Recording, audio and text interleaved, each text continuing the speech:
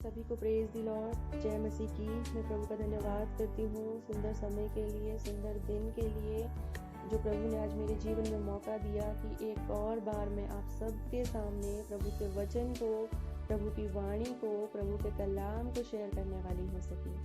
तो आज हम जिस विषय के बारे में पढ़ेंगे उस विषय का नाम है विश्वास। देखिए, विश्वास कई तरह का हो सकता है, लेकिन बाइबल के अकॉर्डिंग विश्वास क्या है, विश्वास का अर्थ क्या है, आज हम ये समझने की कोशिश करेंगे। बाइबल के अकॉर्डिंग विश्वास का जो मतलब है, जो अर्थ है, वो है परमेश्वर पर पूर्ण विश्वास, परमेश्वर पर पूरा विश्वास, पूरी निर्भरता, पूरी तरह डिपेंड होना।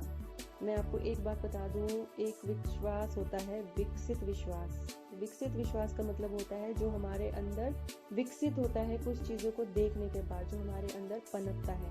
जैसे कोई चिन्ह चमत्कार देखने के बाद, या किसी गवाही को सुनने के बाद, वचनों को पढ़ने के बाद, ये सारी चीज़ें करने के बाद जो हमारे अंदर विश्वास पनपता है, कुछ देखने के बाद जो हमारे अंदर विश्वास पैदा होता है, उसे बोलते हैं विकसित विश्वास। लेकिन बाइबल के अकॉर्डिंग जो विश्वास है वो है परमेश्वर पर पूर्ण विश्वास। और कैसा विश्वास?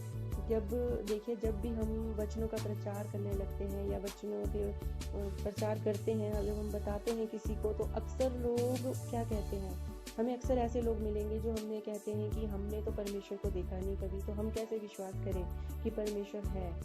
लेकिन वचन क्या कहता है, बाइबल क्या कहती है कि अगर तुम विश्वास करोगे तो तुम सब कुछ देखोगे। बाइबल हमें बता रही है कि पहले तुम अपना विश्वास दिखाओ, पहला विश्वास हमारा होना चाहिए परमेश्वर पे कि वो सच में है। और फिर हमें जो क्या, हम अपनी लाइफ में सब कुछ होते हुए देखेंगे। क्या देखेंगे? अपनी लाइफ को चेंज होते हुए देखेंगे, अपनी परिस्थितियों को चेंज होते हुए देखेंगे, और अपनी लाइफ में बहुत बड़े बड़े मिरेकल देखेंगे, बहुत सारी चीज़ें ऐसी देखेंगे हम, जो हम उस पर विश्वास करने के बाद देख सकते हैं। अब इब्रानियों की 11:1 में लिखा है कि विश्वास आशा की हुई वस्तुओं का निश्चय और अनदेखी वस्तुओं का प्रमाण है।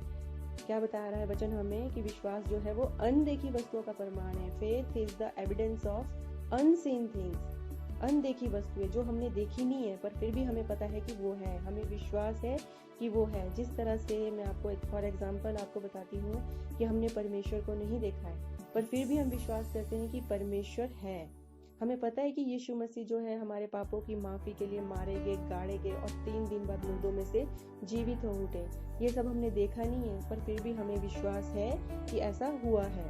हम जानते हैं कि प्रभु यीशु मसीह ही है जो हमें स्वर्ग लेके जाएगा। तो ये सारी चीज़ें क्या है? ये सारी अनदेखी चीज़ें हैं, ये हमने देखी नहीं है बट फिर भी हम इन चीज़ों पर विश्वास करते हैं, और इसे ही कहते हैं परमेश्वर पर पूर्ण विश्वास, परमेश्वर पर पूरा विश्वास होना, अनदेखी वस्तुओं का प्रमाण। तो मैं आपको यही बताना चाहती हूँ कि विश्वास क्या है। बाइबल के अकॉर्डिंग जो विश्वास है वो है अनदेखी वस्तुओं का प्रमाण। जिस चीज़ें हमने देखी नहीं है फिर भी हमें क्या है, उस पर विश्वास है। तो विश्वास जो है कहाँ से आता है, कैसे आता है, ये जानना भी हमारे लिए ज़रूरी है। आप देखिए, इफिसियों 2 अध्याय उसकी 8वीं और 9वीं आयत में लिखा है विश्वास के बारे में कि विश्वास जो है ये एक गिफ्ट है, परमेश्वर की ओर से हमें एक वरदान है, ये एक गिफ्ट है। बाइबल में इफिसियों 2:8 हमें बताता है, क्योंकि विश्वास के द्वारा अनुग्रह ही से तुम्हारा उद्धार हुआ है, कि विश्वास के द्वारा अनुग्रह से तुम्हारा उद्धार हुआ है, और यह तुम्हारी ओर से नहीं वरन परमेश्वर का दान है। तो ये दान हमें कैसे मिला? जब हमने पहले विश्वास किया परमेश्वर पे, उस विश्वास के द्वारा हम पे अनुग्रह हुआ, उस अनुग्रह से हमारा उद्धार हुआ, और ये हमारी अपनी वजह से नहीं हुआ। ये किस वजह से हो? ये परमेश्वर का दान है। तो आपके पास क्या ये विश्वास का दान है? अगर नहीं है तो परमेश्वर से अपने लिए विश्वास का वरदान मांगिए। ठीक है, अब मैं आपको विश्वास के बारे में बताती हूँ। विश्वास के बारे में तो आपने पढ़ लिया, देख लिया। अगर आज मैं मसीह भाई बहनों से पूछूं कि क्या आप विश्वास करते हैं परमेश्वर पे, तो सब बोलेंगे कि हाँ विश्वास करते हैं। बोलने के लिए हम सब विश्वास करते हैं, लेकिन क्या सिर्फ हमारा विश्वास करना ही हमारी सारी प्रॉब्लम का सॉल्यूशन है? हमें हमारी परेशानी से बाहर निकाल सकता है, हमें उस स्वर्ग के राज्य की ओर ले जा सकता है, हमें उस अनंत जीवन की ओर ले जा सकता है, हमें शैतान के बंधन से छुड़ा सकता है? क्या सिर्फ एक सिंगल फेथ हमारा ये सब कुछ कर सकता है? अगर आपको लगता है कर सकता है तो आप अभी भी गलत है, क्योंकि सिंगल फेथ से कुछ नहीं होगा।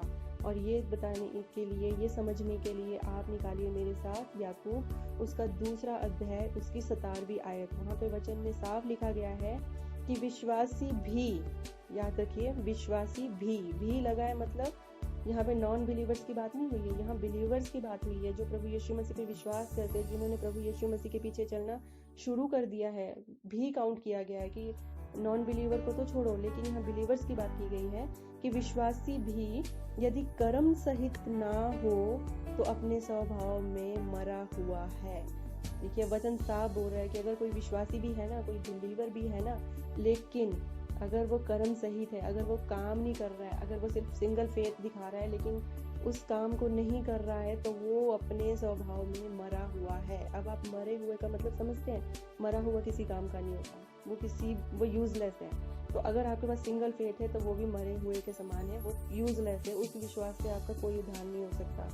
वचन हमें क्या बता रहा है कि यदि विश्वास भी कर्म सहित ना हो, मतलब अगर हमें विश्वास है पर हम कर्म नहीं कर रहे हैं, तो ऐसा विश्वास अपने ही स्वभाव में मरा हुआ है। मरने का मतलब तो आप सभी जानते हैं कि क्या हुआ है। तो मरे हुए चीज़ों का आप क्या कर लेंगे? मरा हुआ हमारे किस काम का है? नहीं काम का है ना। मरा हुआ तो हमें उधार नहीं दे सकता। मरी हुई कोई भी चीज़ अंदर, हमारे अंदर कोई भी चीज़ मर जाती, कोई इच्छा खत्म हो जाती, मर जाती, तो वो तो खत्म है, वो तो फिनिश है फिर, है ना। तो हमें क्या करना है? अपने विश्वास को जिंदा रखना है, जीवित रखना है। और कैसे जीवित रखना है? कर्मों के साथ उसे जीवित रखना है। आप समझ रहे हो मैं आपको क्या बताने की कोशिश कर रही हूँ? कि जो हमारे अंदर विश्वास होगा, अगर वो जीवित विश्वास होगा, तो वो इंसान को जो क्या है, मनुष्य को क्या है, काम करने की, मनुष्य के मन में जो है काम करने की इच्छा को पैदा करेगा। पर जिसके अंदर का विश्वास ही मरा हुआ होगा, वो कैसे कुछ कार्य करेगा, वो कैसे कुछ कर्म करेगा? उसके अंदर तो वैसी सारी इच्छाएं खत्म हो जाएगी। तो आज आप अपने आप को चेक करिए कि आपके अंदर का जो विश्वास है वो जिंदा है या मरा हुआ है।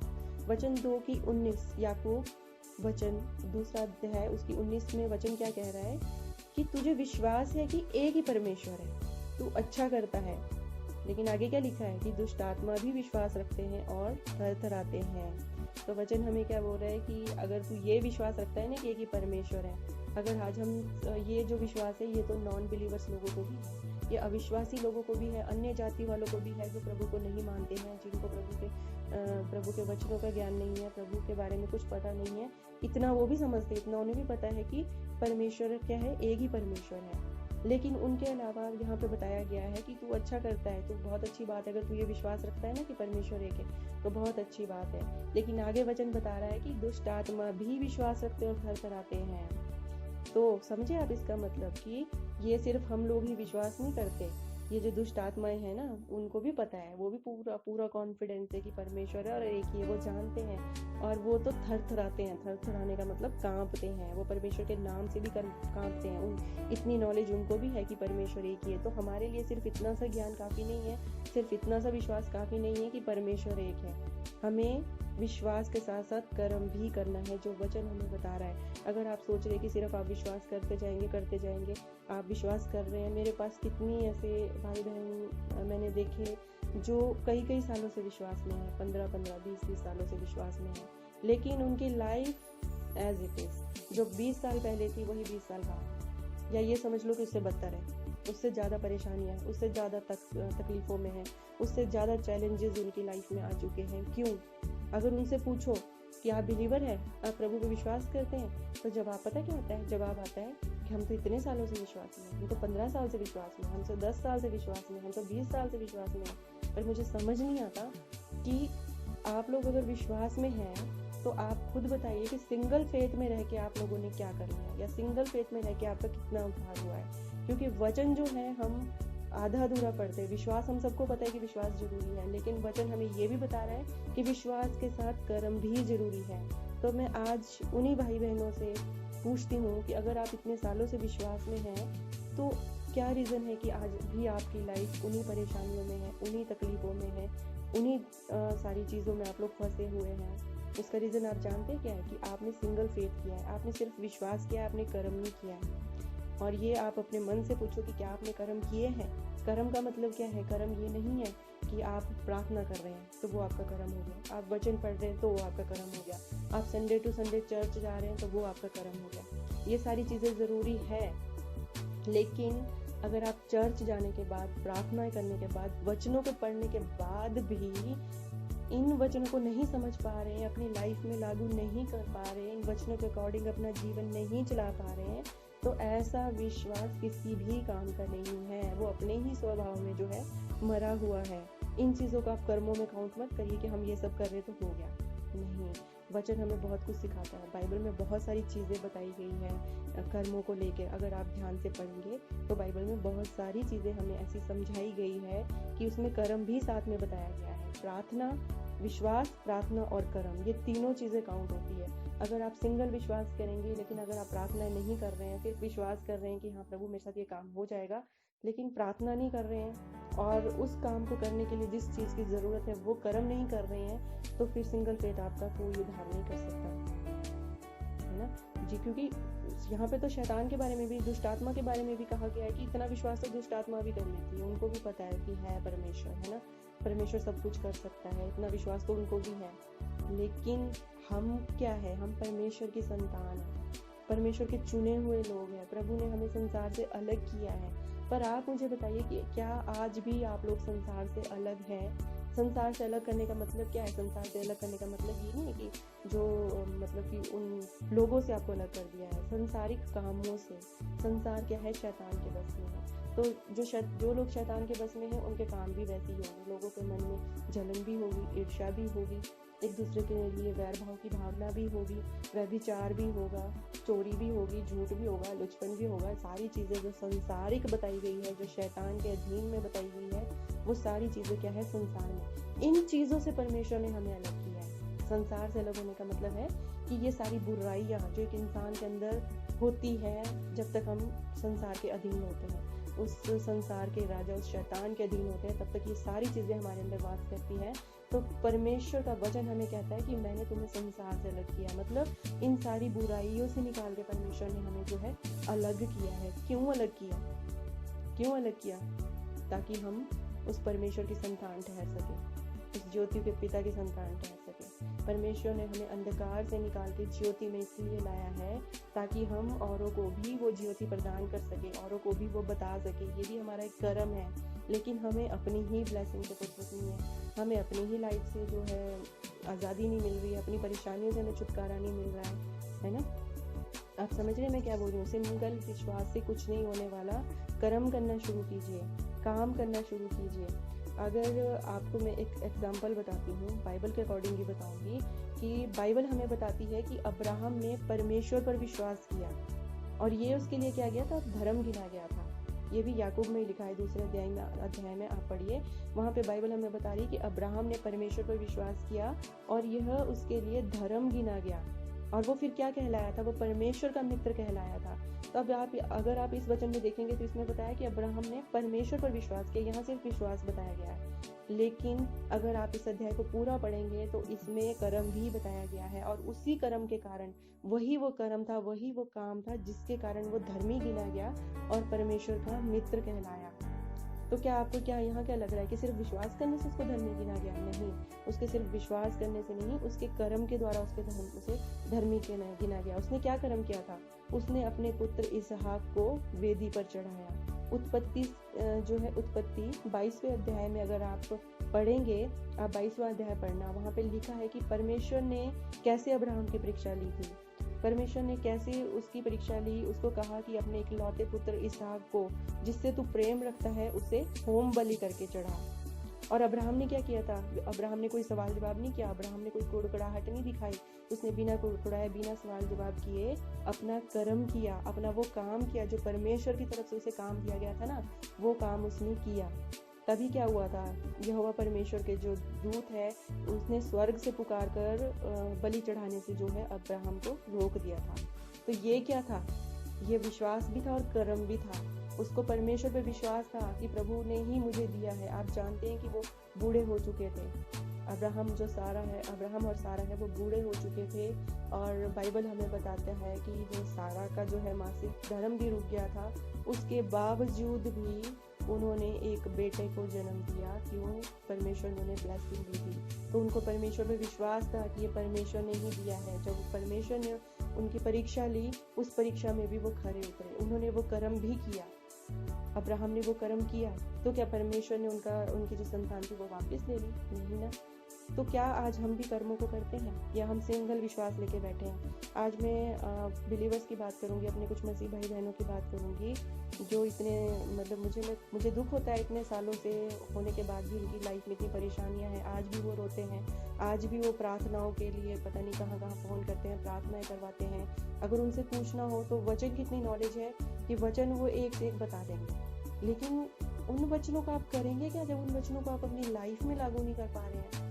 जब उन वचनों को आप सही तरीके से समझ नहीं पा रहे हैं, उन वचनों को आप फॉलो नहीं कर पा रहे हैं, तो ऐसा ज्ञान रख के या ऐसा विश्वास से आप क्या करेंगे? आप मुझे ये बताइए। प्रभु के वचन तो सत्य है, लेकिन हम कर कहाँ रहे वचनों पे? हम वचनों को ग्रहण कहाँ करते हैं, है ना? क्यों? इसका रीजन क्या है कि आज भी जो विश्वासी है, आज भी वो सिर्फ और सिर्फ एक विश्वास तक ही सीमित है, एक सिंगल फेथ तक सीमित है, बस इससे ज्यादा कुछ नहीं है, कर्म नहीं है। प्रभु तो हमें बहुत कुछ बोलता है, प्रभु तो बहुत सारी आज्ञा है, पर क्या हम मानते हैं? है ना? आज भी हम किसको इम्पोर्टेंस देते हैं? संसार को इम्पोर्टेंस देते हैं। प्रभु बोलता है कि संसार से मित्रता मत कर, क्योंकि मैंने तुझे संसार से अलग किया है। लेकिन हमारी मित्रता ही संसार के साथ है, हमारा मेल मिलाप भी संसार के साथ है। संसार से मैं आपको मतलब समझा सकती हूँ, संसारिक लोगों से नहीं है, लेकिन संसारिक लोगों के अंदर जो शैतान की तरफ से जो काम हो रहे हैं उनसे है। आज हम उन्हीं लोगों से मित्रता कर रहे हैं। परमेश्वर बोलता है बेटा मूर्ति पूजा छोड़ दे, मैं मूर्तियों में नहीं हूँ। लेकिन हमारे बिलीवर्स क्या कर रहे हैं, हमारे मसीह भाई बहन क्या कर रहे हैं? परिवार का कोई एक विश्वासी है, बाकी सारे अविश्वासी है, तो वो जो एक विश्वासी है ना, जो एक बिलीवर है प्रभु पे विश्वास करने वाला, वो क्या कर रहा है? क्या वो अपने विश्वास से उनको वहां से हटाने की कोशिश कर रहा है, या उन्हीं के साथ इन्वॉल्व होकर उनके काम में उनका सहभागी बन रहा है? आज बहुत से बिलीवर्स ऐसे हैं जो परमेश्वर का भय नहीं मानते हैं, बोलते हैं कि हाँ परमेश्वर का भय मानते हैं, कि परमेश्वर है, हम परमेश्वर का भय मानते हैं, लेकिन एक्चुअल में वो परमेश्वर का भय नहीं मानते। वो किसका भय मानते हैं? वो इंसानों का भय मान के चल रहे हैं, लोगों का भय मान के चल रहे हैं। आज भी मसीह में होने के बाद, प्रभु में होने के बाद, लोगों के अंदर से जो है संसारिकपन खत्म नहीं हो रहा है ना? वही लड़ाई झगड़ा, वही वैर भाव, वही चुगली, वही जलन, वही व्यभिचार, वही पाप, और फिर बोलते हैं कि हम मसीह में हैं, हम बिलीवर्स हैं, हम प्रभु पे विश्वास करते हैं। प्रभु अपने संतान को प्रभु ने ये सारी चीजें सिखाई है? नहीं सिखाई ना। अगर जब ये सारी चीजें हमारे अंदर है तो हम परमेश्वर में नहीं है, हम पूरी तरह से विश्वासी नहीं बने, हमारा जो विश्वास है वो झूठा है, हमारे जो फेथ है वो पूरी तरह से परमेश्वर पे नहीं है।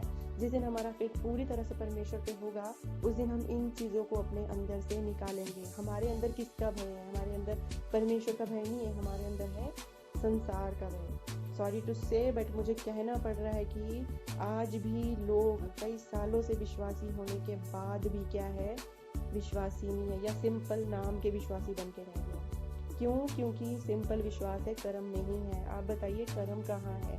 आपने किन किन चीज़ों को अपने अंदर से ख़त्म किया है? आपने परमेश्वर की कौन सी ऐसी बात मानी है जो आपको उद्धार की ओर ले जा सकती है, जो आपको सही तरीके में विश्वासी बना सकता है? किया है कुछ ऐसा? मैं ये उन लोगों को बोल रही हूँ जिनकी कई सालों से लाइफ एज इट इज चली हुई है। उनको ज़रूरी है आज इस बात को समझना कि आपके अंदर क्या ऐसी चीज़ है, कौन सी ऐसी चीज़ है जो आपका उद्धार नहीं करवा पा रही है, जो आपकी लाइफ को चेंज नहीं कर पा रही है, जो आपकी आत्मिक उन्नति नहीं करवा पा रही है, जो आपको सत्य नहीं दिखा पा रही है। क्या ऐसी चीज़ है? प्रार्थना कर रहे हैं, वचन बांट रहे, उपवास रख रहे, सब ठीक है, सब कुछ बहुत अच्छा है, बहुत ओके है, ठीक है, ज़रूरी है सब कुछ, लेकिन ये सारी चीज़ें आप काम भी तो कीजिए ना, कर्म भी तो कीजिए। वचन तो हमें बता रहा है कि तू विश्वास भी कर और कर्म भी कर, लेकिन हम कहाँ कर रहे हैं कर्म? कर्म तो हो नहीं रहे हैं, है ना? अब कर्म क्या है? हर चीज़ के लिए हमें कर्म करने की ज़रूरत है। अगर हम शारीरिक रूप से देखें, अगर हम बीमार होते हैं तो हम क्या करते हैं? फटाफट से दवाई लेने को भाग जाते हैं। तो क्या कर रहे हैं? वो कर्म कर रहे हैं ना। हमें जाना पड़ेगा, हमें दवाई लेनी पड़ेगी, वो खानी पड़ेगी, तब जाके हम ठीक होंगे, ठीक है? तो ये हमारा कर्म है। आपको भूख लगती है तो आपको खाना भी तो खाना पड़ता है, वो भी तो कर्म है कि आप खाना बना रहे हैं और खा रहे हैं, कर्म किया ना अपने बीच में। तो प्रभु के उसमें ही आत्मिक लेवल पे आप अपने आप को देखो, आत्मिक जीवन में आप देखो कि सिंगल विश्वास से आप क्या कर लेंगे। उसके लिए भी आपको कर्म करना पड़ेगा, उसके लिए भी जो चीज़ें आपको छोड़ने को बोलेगी है वो चीज़ें आपको छोड़नी पड़ेगी। अगर भय मानना है तो परमेश्वर का भय मानना है, इंसानों का भय नहीं मानना है। लोग क्या कर रहे हैं, मेरी बहुत सी सिस्टर बहनें मैंने ऐसी देखी जो अपने फैमिली से डर के जो है चोरी छिपे प्रार्थना कर रहे हैं, वचन कर रहे हैं, वचन पढ़ रहे हैं, बहुत अच्छी बात है, लेकिन चोरी छिपे का मतलब आप जानते हैं चोरी कहाँ पे होती है? चोरी हमेशा गलत कामों की होती है, चोरी छिपे हमेशा गलत काम होते हैं। तो आप मुझे बताइए, क्या आप गलत काम कर रहे हैं? आप उस जीवते परमेश्वर की आराधना कर रहे हैं, क्या ये गलत काम है? क्या आप अपने अंदर से सारी बुराइयों को ख़त्म कर रहे हैं उस पर विश्वास करके, क्या ये गलत काम है? क्या आप उस जीवते परमेश्वर का प्रचार कर रहे हैं, क्या ये गलत काम है? जिसने आपके लिए जान दी, अपने लहू का कतरा कतरा बहाया, अगर आज आप उसकी महिमा करें तो क्या ये गलत काम है? जब ये सारी चीज़ें गलत नहीं हैं तो फिर क्यों ये चीज़ें चोरी छिपे की जा रही है? इसका रीज़न सिर्फ एक है, डर। और किसका डर? बाइबल हमें बताती है कि तू मनुष्य का डर मत रख, तू परमेश्वर का भय मान। लेकिन हम विश्वासी होने के बाद, प्रभु पे विश्वास करने के बाद हमारे मन में किसका भय है? इंसानों का। इसीलिए यशायाह 51 की 12, यशायाह 51 अध्याय और उसकी 12वीं आयत में लिखा है कि तू कौन है जो मरने वाले मनुष्य से और घास के समान मुरझाने वाले आदमी से डरता है? तो आज आप अपने आप को चेक करिए कि आप कौन हैं, आप किसका भय मान रहे हैं। हम उसका भय मानते हैं जो मरने वाले मनुष्य से, घास के समान मुरझाने वाले। आप समझते हैं, हम मनुष्य हैं, इंसान है, आज नहीं तो कल मरना है, परमेश्वर के हाथ में सब कुछ है। हम आज सही हरे भरे हैं तो कल घास के समान मुरझा सकते हैं। तो हम ऐसे इंसानों से डर रहे हैं जिसका अगले पल का पता नहीं है, जिसको अगले पल का पता नहीं है, हम उससे डर रहे हैं, हम उसका भय मान रहे हैं। लेकिन हम उस परमेश्वर का भय नहीं मानते जो हमारा जीवन, अनंत जीवन की ओर हमें ले जा सकता है, जो हमें नर्क में डालने की भी वो रखता है, सामर्थ्य रखता है, हर चीज़ का सामर्थ्य रखता है। तो हमें किसका भय मानना है? हमें परमेश्वर का भय मानना है, इंसानों का भय नहीं मानना है। आपको अपने अंदर से सारी बुराइयां, सारी चीज़ें खत्म करनी होगी। आपको वो कर्म करने होंगे, आपको वो काम करने होंगे जो परमेश्वर के विरोध में है। आपको वो चीज़ें करनी होगी जिसके लिए प्रभु हमें मना करता है, जिसके लिए प्रभु हमें अलाउ नहीं करता है। जब आप उन चीज़ों को करेंगे वो आपके कर्म माने जाएंगे। और जब आप उसी विश्वास को लेके कर्म भी करेंगे और प्रार्थना भी करेंगे, तब आपकी लाइफ चेंज होगी, तब आपके जीवन में सुधार होगा, तब आपकी आत्मिक उन्नति होगी, तब आप सही मायने से बिलीवर्स, विश्वासी माने जाएंगे, तब आप सही मायने में परमेश्वर को जो है समझ पाएंगे। लेकिन अगर आप ये सब नहीं कर रहे हैं तो वचन साफ बता रहा है, याकूब 2:26 में भी वचन बता रहा है हमें कि जैसे देह आत्मा बिना मरी हुई है, वैसे ही विश्वास भी कर्म बिना मरा हुआ है। मतलब समझ चुके हैं आप? क्लियर बता रहा है वचन हमें कि देह आत्मा बिना मरी हुई। अगर हमारे शरीर से ये आत्मा निकल जाए ना, तो ये शरीर किसी काम का नहीं, ये भी ढेर हो जाएगा, कुछ नहीं कर सकता, हिलडुल भी नहीं सकते। हम कर सकते हैं? नहीं कर सकते ना। क्यों? क्योंकि अंदर से आत्मा निकल गई। वैसे ही विश्वास है, वैसा ही कर्म है। अगर आप सिंगल फेथ को लेके चले हुए, सिर्फ एक ही रट लगा रखी है आपने कि हम तो विश्वास करते हैं, हम तो विश्वास करते हैं, हमें तो प्रभु पर पूरा विश्वास है, लेकिन कर्म आप कर ही नहीं रहे हैं, तो ये विश्वास जो है ये भी उस मरे हुए शरीर की तरह है, किसी काम का नहीं है। तो हमारे लिए ज़रूरी है कि हम विश्वास के साथ कर्म भी करें। तो मैं उम्मीद करती हूँ कि आज आप समझ चुके हो कि परमेश्वर आज आपसे क्या कहना चाहता है, वचन के जरिए आज प्रभु ने आपसे क्या बात की है। तो मेरा आप सभी भाई बहनों से रिक्वेस्ट है कि अगर आप सिंगल फेथ लेके आगे चले हुए हो तो सारी उम्र सिंगल फेथ में रह जाओगे, कुछ नहीं होने वाला। बट अगर आप सच में अपनी लाइफ में चेंजेस देखना चाहते हो, अपनी परिस्थितियों को बदलना देखना चाहते हो, स्वर्ग में उस स्वर्ग के राज्य की खोज करना चाहते हो, उस जीवित परमेश्वर के सामर्थ्य को देखना चाहते हो, तो सिर्फ विश्वास मत कीजिए, विश्वास के साथ साथ कर्म भी कीजिए, प्रार्थनाएं भी कीजिए। तो मैं सच में प्रभु का धन्यवाद करती हूँ कि प्रभु ने इन वचनों से मुझसे बात की, और मैं उम्मीद करती हूँ कि आप सब भी ब्लेस्ड हुए होंगे। आप सबसे भी प्रभु ने इन वचनों से बात की, तो प्रभु इन वचनों से आप सभी को ब्लेस्ड करें। God bless you all.